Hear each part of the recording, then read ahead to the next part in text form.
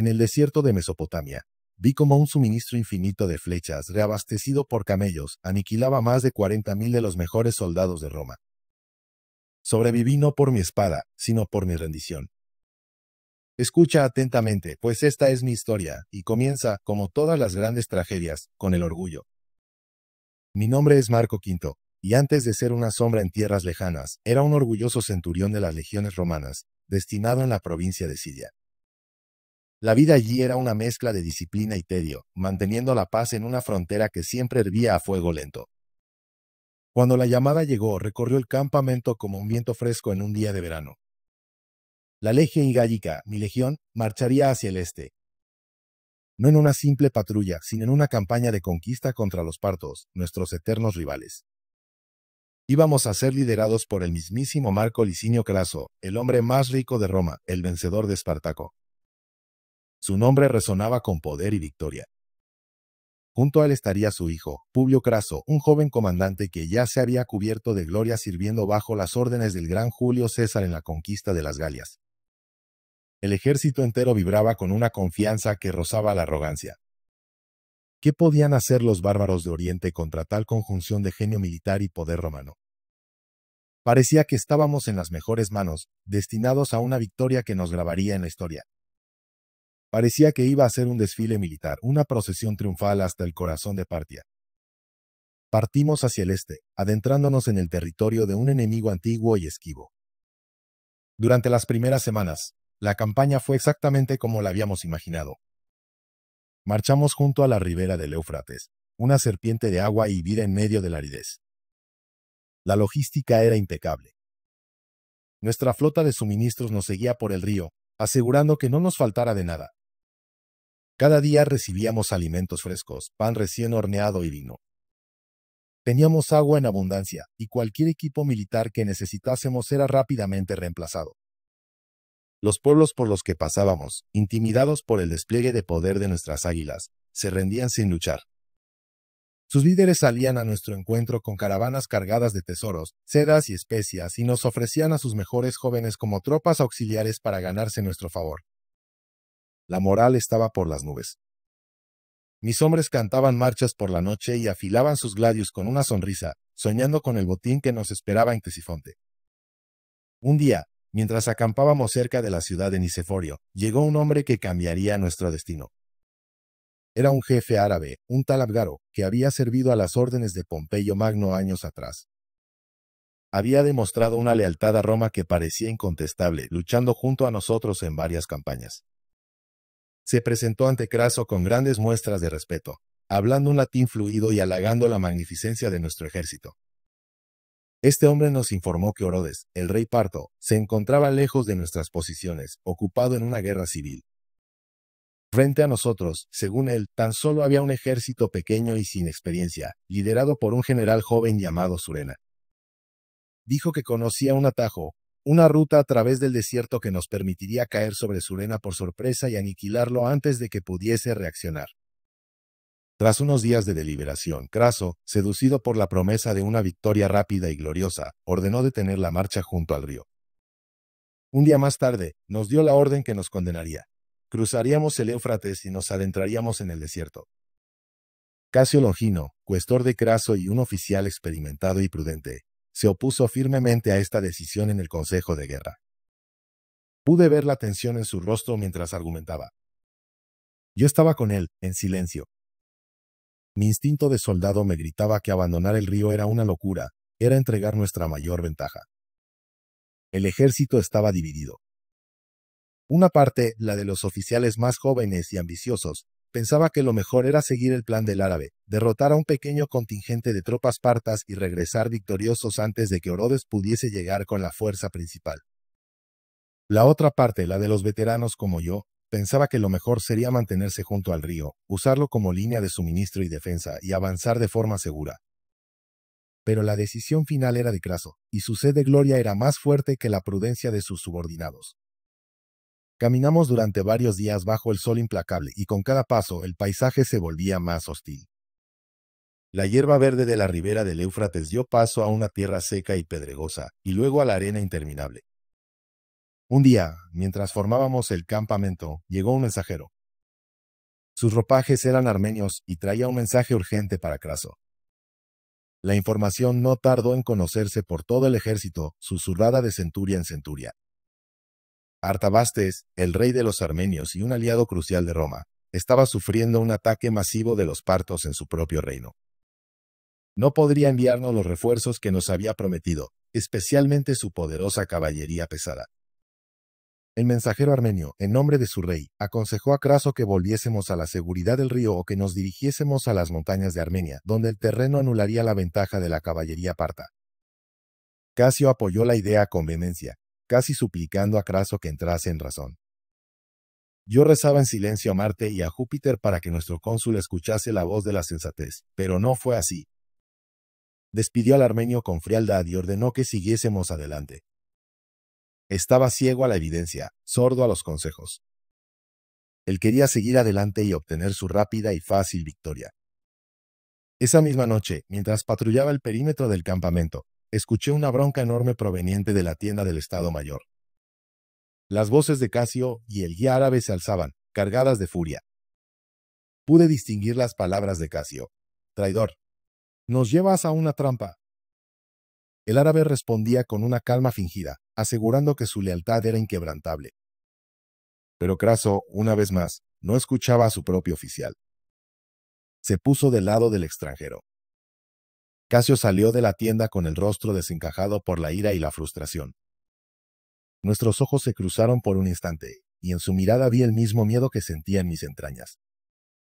Al amanecer del día siguiente, la orden que todos temíamos se hizo realidad. Se nos ordenó racionar el agua. La mitad de la ración habitual. Con la mitad de agua en nuestros cuerpos, debíamos caminar bajo un sol ardiente que parecía decidido a convertir el desierto en un horno. Nuestras protecciones de hierro, las lóricas segmentatas, ardían bajo el sol y nos provocaban llagas dolorosas en la piel. El metal quemaba a través de la túnica de lana. El sudor se evaporaba al instante, dejando una costra de sal en nuestro rostro y cuerpo. Nuestros ojos nos engañaban, haciéndonos ver lagos cristalinos y oasis frondosos donde no había más que arena y aire vibrante por el calor.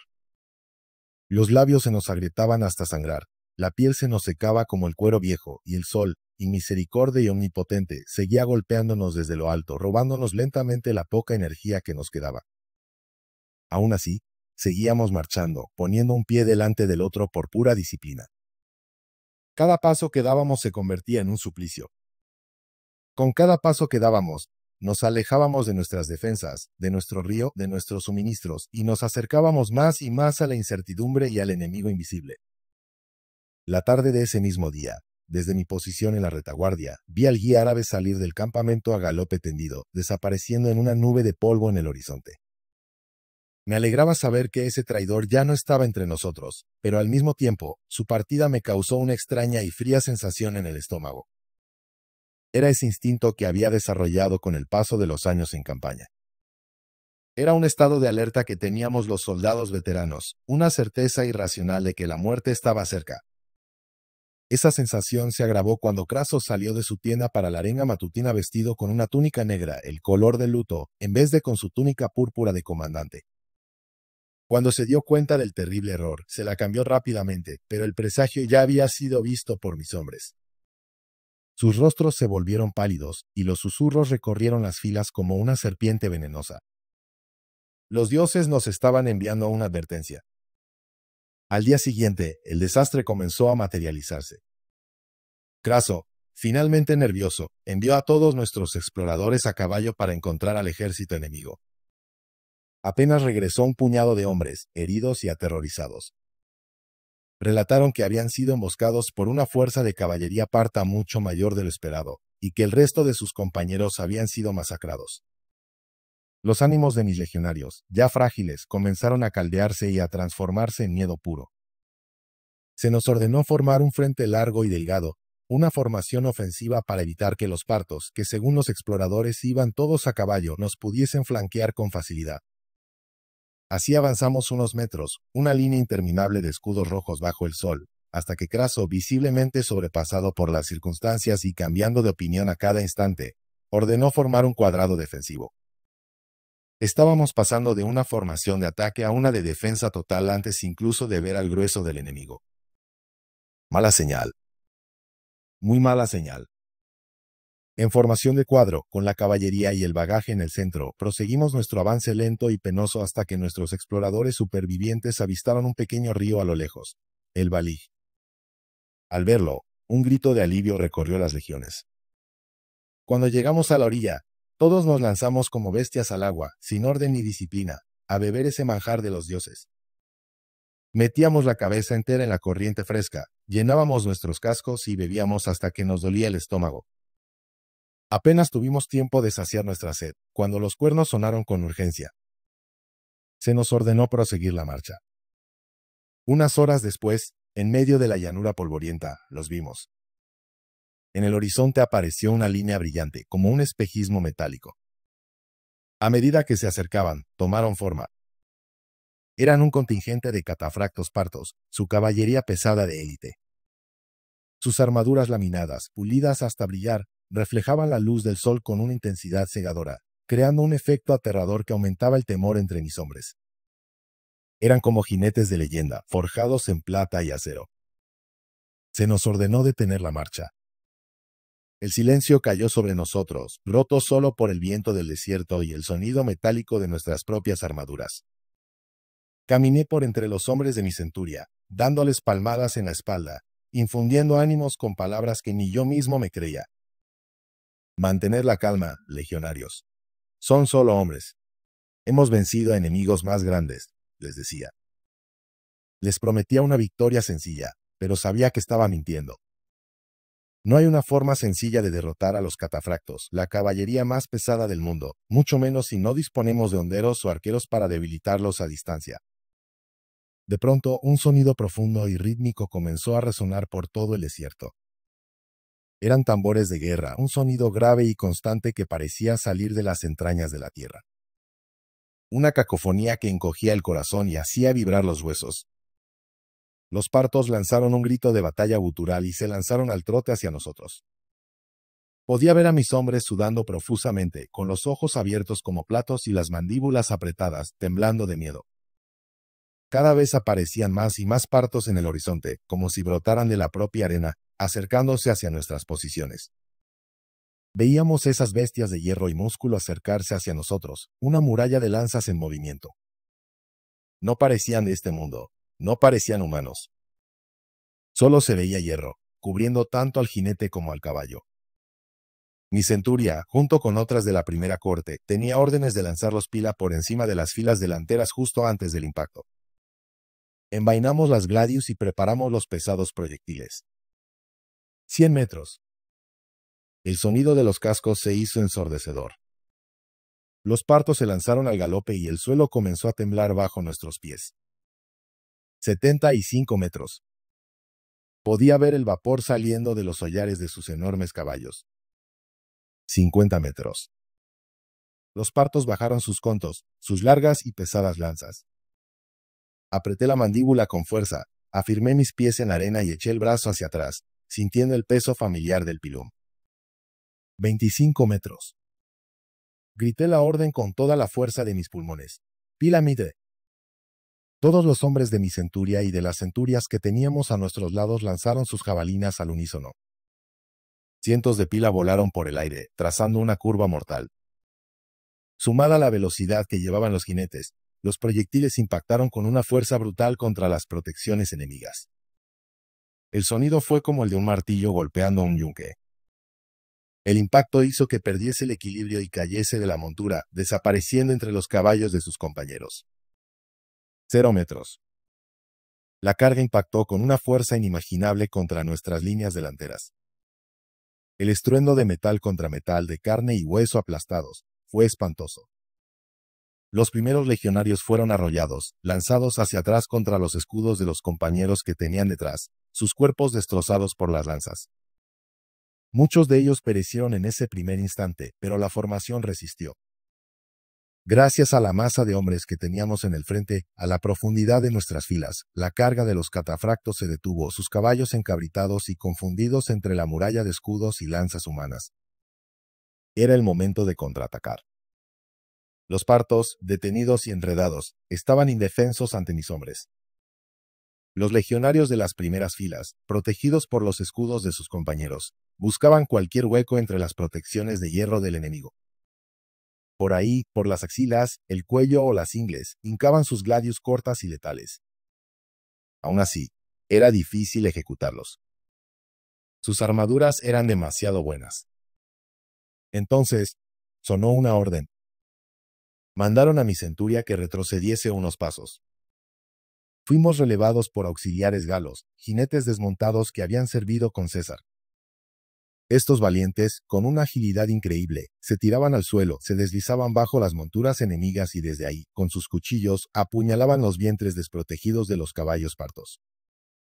Algunos legionarios, inspirados por su ejemplo, tiraron el escudo, se agacharon junto a los partos y se dedicaron a ejecutar a los caballos. Una vez que el pesado jinete caía al suelo, inmovilizado por su propia armadura, era presa fácil. Le retiraban el casco y le clavaban la espada en la garganta. Unas cornetas partas sonaron con una nota aguda y clara. Inmediatamente, los catafractos que quedaban en pie se retiraron a galope tendido, dejando atrás a sus muertos y heridos. Un rugido de victoria se alzó desde las gargantas de miles de legionarios. Celebramos nuestro triunfo, haciendo que los tambores de guerra enemigos pasasen a un segundo plano. Creímos que lo peor había pasado. Pero entonces, mientras mis hombres vitoreaban, comencé a escuchar un sonido nuevo, un sonido agudo y anómalo que se superponía a nuestros gritos. Ordené a mi centuria y a los legionarios que tenía a mi alrededor que callasen de inmediato. «¡Silencio!», grité. Entonces lo escuché con una claridad aterradora, un silbido. No, no era un solo silbido. Eran decenas, centenares de silbidos sobreponiéndose unos a otros en el aire como un enjambre de insectos mortales. Eso solo podía significar una cosa: flechas. Antes siquiera de que pudiese dar la orden de «testudo», vi como un legionario a mi izquierda, un joven de la Galia con apenas 20 años, cayó de rodillas con una flecha clavada en su ojo derecho. No gritó, simplemente se desplomó. «¡Cubríos!», aullé. Nos cubrimos con los escudos justo a tiempo. Un repiqueteo ensordecedor, como una lluvia de granizo sobre un techo de metal, acalló nuestro grito de victoria. Centenares, miles de arqueros a caballo partos, ligeros y rápidos, trotaban en un círculo inmenso alrededor de nuestro cuadrado, disparando sus potentes arcos compuestos contra nosotros sin cesar. La lluvia de proyectiles era constante, buscando cualquier hueco en nuestra formación. Suponía que la idea de Craso sería esperar a que se quedasen sin proyectiles. En una batalla normal, no me parecería una mala idea. La cantidad de flechas que un arquero puede llevar es limitada. Estuvimos así, en modo pasivo, con nuestros escudos en alto, soportando el castigo, lo que pareció una eternidad. El brazo con el que sostenía el escudo me ardía por el esfuerzo. Me atreví a mirar por un pequeño resquicio entre mi escudo y el del hombre a mi lado. Miré hacia los partos y se me hizo un nudo helado en el estómago. Vi algo que cambió el curso de la batalla, algo que convertía nuestra situación de peligrosa a completamente desesperada. Vi cómo había decenas de camellos bactrianos moviéndose con calma entre los arqueros partos. Esos camellos estaban cargados hasta arriba con enormes cestas llenas de flechas. Por Castor y Pollux. No iban a quedarse sin proyectiles. Tenían un suministro casi infinito de flechas. Debía hacérselo saber al cónsul de inmediato. Ordené a 5 de mis hombres más fuertes que me acompañasen con sus escudos en alto, formando una pequeña tortuga protectora. Fuimos a la carrera hasta el centro del cuadrado, donde se encontraba el Estado Mayor del Ejército. Las flechas rebotaban en nuestros escudos con cada paso. Solo Casio salió a recibirme. Al hacerle ver lo urgente de mis noticias, le conté lo que había visto. Su rostro, ya sombrío, se oscureció aún más. Me ordenó regresar a mi puesto con un gesto seco. Así lo hice. Yo había hecho todo lo que estaba en mi mano. Pocos minutos después, una nueva orden recorrió las filas. Nos ordenaron abrir un pasillo en nuestro frente. Confundidos, nos apartamos. Y ante mí pasó la caballería romana que nos quedaba, apoyada por los jinetes celtas y un contingente de unas 8 cohortes, casi 4,000 legionarios a pie. Los jaleamos mientras pasaban, les deseamos suerte a los dioses. Cuando abandonaron la seguridad del cuadrado, cerramos filas y vimos cómo marchaban con determinación contra el cerco de arqueros. Yo contemplaba orgulloso a esos hombres que, sobreponiéndose a sus miedos, cargaban contra el enjambre parto, intentando abrir un hueco por el que pudiésemos huir. Veía a Publio Craso, el hijo del cónsul, sobre su magnífica montura, liderando a los jinetes en la carga, con su capa ondeando al viento. Desde luego, era un hombre valiente, digno de su linaje.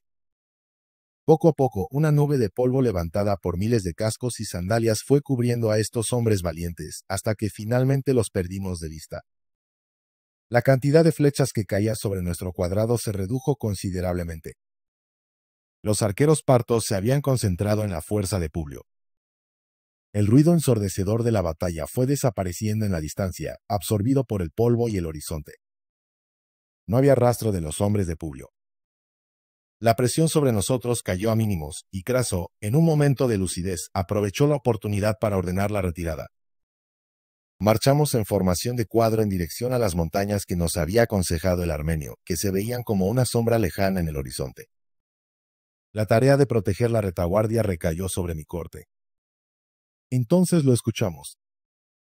El sonido de la muerte, el sonido de nuestra perdición. El inconfundible sonido de una batalla masiva cogió fuerza de nuevo en la dirección por donde habían cargado Publio y sus hombres. Gritos, chocar de acero, relinchos de caballos. Alcanzó un punto álgido y se mantuvo así durante lo que parecieron 30 minutos eternos. Luego, comenzó a desvanecerse lentamente hasta que todo quedó completamente en silencio. Un silencio más aterrador que cualquier grito. ¿Habrían sido derrotados los partos? ¿O lo habrían sido los nuestros? Poco después, escuchamos el sonido de miles de caballos al trote acercándose de nuevo. Y con ellos, gritos de júbilo que, para nuestro horror, no eran en latín. El nerviosismo era un veneno que se extendía por todas las legiones. Finalmente, los jinetes partos regresaron al campo de visión. Cuando se acercaron más, la luz del sol reveló qué era aquello. El ejército entero dejó escapar un gemido colectivo de horror. Era la cabeza de Publio Craso. Sus ojos abiertos miraban al cielo, su boca congelada en un rictus de dolor. Un lamento se alzó por entre nuestras filas, pero duró poco, pues rápidamente los partos, con la moral por las nubes, volvieron a arrojar sobre nosotros una lluvia constante y aún más densa de flechas. La moral, que ya estaba por los suelos, se desintegró. Mis hermanos de armas estaban aterrorizados, rotos. Se oían gritos de angustia de legionarios jóvenes llamando a sus madres en su lengua natal. Se escuchaba el lamento de los heridos, suplicando agua o la muerte. Se oían los insultos de los hombres más veteranos, que amenazaban impotentes al enemigo invisible que los masacraba a distancia. Un hedor nauseabundo a heces, vómito, orín, sudor y sangre nos envolvía, haciendo aún más lamentable y miserable nuestra lucha por la supervivencia. El polvo del desierto, levantado por los miles de caballos partos que trotaban a nuestro alrededor, nos asfixiaba, se nos metía en la garganta y en los pulmones. Llevábamos horas y horas sin comer ni beber, y el sol, inmisericorde, seguía acechándonos desde lo alto, quitándonos lentamente la poca energía que nos quedaba en el cuerpo. Era como si los propios dioses estuviesen de parte del imperio parto. La locura del que se ve cercano a la muerte comenzaba a atrapar a miembros de la legión. Pequeños grupos de hombres, con los ojos desorbitados, salían en desbandada de la formación, tirando sus escudos e intentando escapar de la masacre a la carrera. Cuando uno de estos grupos salía, una línea de catafractos, que esperaba pacientemente, cargaba contra ellos y los pulverizaba en cuestión de segundos. Era inútil intentar escapar. Nuestra única y remota posibilidad de sobrevivir residía en la unidad. Pero esto, a su vez, jugaba en nuestra contra. El cuadrado, por el pánico, cada vez se apretaba más y más. Todos queríamos sentir la seguridad ilusoria de los escudos de nuestros compañeros. Llegamos a un punto en el que estábamos tan prietos que apenas podíamos movernos. Y éramos un blanco tan grande y denso que los arqueros enemigos no necesitaban siquiera apuntar para dar en el objetivo. Cada flecha encontraba un cuerpo. Vi a un grupo de hombres a pie, observando la carnicería a una distancia prudencial, y la ira se apoderó de mí. Ahí estaba el guía árabe, sonriendo junto a los oficiales partos. Nos había conducido a la trampa, y ahora disfrutaba del espectáculo. Pero ya nada importaba. Las flechas seguían cayendo, y los romanos seguíamos muriendo. No sé cuánto tiempo pasó, pero finalmente el sol, nuestro verdugo dorado, comenzó a ponerse por el horizonte. Con la llegada del crepúsculo, los partos, disciplinadamente, dejaron de atacarnos. Vi cómo se retiraban hasta unas tiendas que habían levantado a lo lejos y se disponían a pasar la noche, encendiendo hogueras. Al día siguiente, sin duda, se reanudaría la carnicería. Los oficiales del ejército que quedaban en pie se reunieron en el centro del diezmado cuadrado. La discusión fue breve y desesperada. Se decidió que nos retiraríamos al amparo de la noche, intentando llegar a la fortaleza romana de Carras. A la vista de las bajas sufridas y de la pérdida de la mayoría de oficiales superiores, ascendieron algunos centuriones veteranos, entre otros a mí. Me pusieron al mando de los restos de diversas cortes, unos 2.200 hombres en total, un conglomerado de supervivientes traumatizados. Pero había un problema terrible: los heridos. Las flechas partas, con sus púas, más que matar limpiamente, habían herido a una cantidad ingente de los nuestros. Miles de hombres yacían en el suelo, incapaces de caminar. No estaban en condiciones de soportar la larga y agotadora marcha nocturna hasta Carras. Tampoco podíamos cargarlos, pues nos retrasarían fatalmente, y era preciso marchar rápido y en silencio. Se tomó la decisión más cruel de todas. Se decidió abandonarlos. Formamos en columna de marcha, en un silencio sepulcral. Sin antorchas para no llamar la atención de los partos, comenzamos a marchar en la noche cerrada hacia Carras. Atrás dejamos a miles de compañeros, a nuestros hermanos. Sus súplicas y gritos nos taladraban los oídos mientras nos alejábamos. Nos pedían ayuda, nos suplicaban que no los abandonásemos a los buitres y a los partos. Evitando mirar atrás, con el alma rota, los abandonamos a su suerte. Caminamos durante horas haciendo zigzag para evitar dejar un rastro claro, pero en uno de esos giros, en la oscuridad total, perdí de vista la columna de la legión que tenía delante. Nos habíamos perdido. Rogué a los dioses que me guiasen, y seguimos caminando en la dirección que yo creía que era la correcta hacia Carras.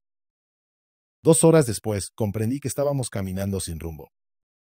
No tenía sentido seguir agotando a mis hombres. Ordené que rompiesen la formación y durmiesen al raso, sin luces ni tiendas, aprovechando las pocas horas de oscuridad que quedaban. Después de todo el día combatiendo, era necesario reponer fuerzas.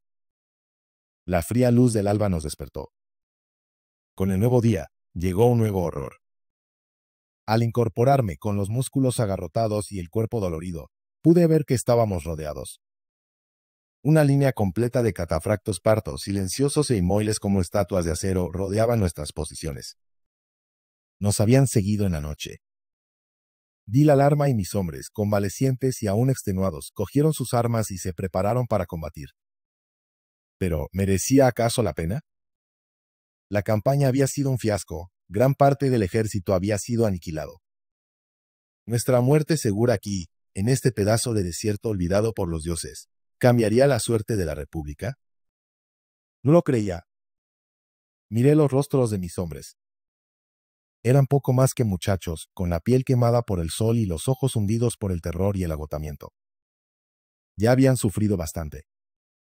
Con la mano derecha, la misma mano con la que había jurado lealtad a Roma, clavé mi gladius en la arena.